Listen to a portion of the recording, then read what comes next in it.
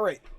Welcome to a midday quick lesson on a recovery pattern. Right now, we are quite extended from the EMAs. This is DraftKings. It sold off a little harder than the rest of them. Let's look at the daily chart. We're running right into that 180-day moving average. If you didn't catch the dip and you're looking for a recovery, we could definitely get the recovery. We're also into some support.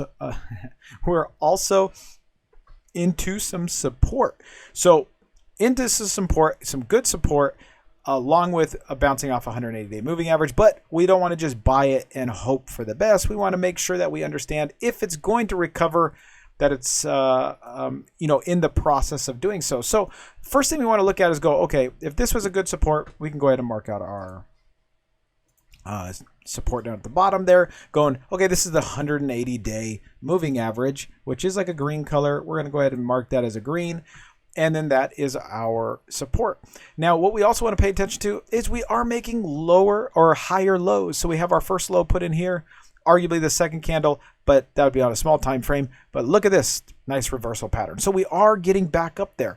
Higher lows, good indication of a possible reversal.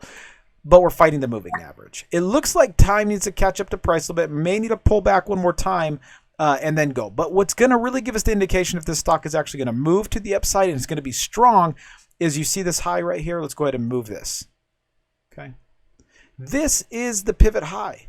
So what we need to do is we need to make a higher high and then a higher low. And that will give us signs of an uptrend. And then we're looking at this area right here because this was a resistance, was a support for the stock, and then now is going to become a resistance. So we'll be looking and trading into that blue moving average, and that would be the trade on DKNG. But I did want to pull up the SPY real quick. SPY held the gap as we talked about first thing this morning, which is terrific, and we just want to see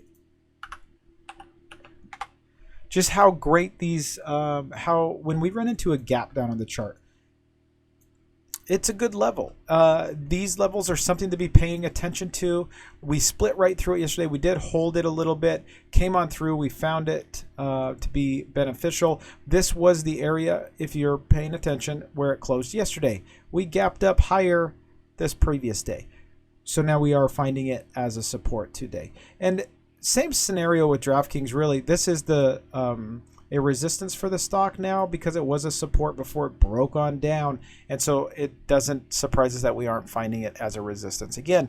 So whether it needs to pull back again, build a flag, and then make a move up, but we're still going to fight that 180-day moving average, also the 50% level on this reversal pattern candle. If if you're finding this information useful, hit the subscribe button, click on the notification bell, and whatever you do, don't forget, hit the like button.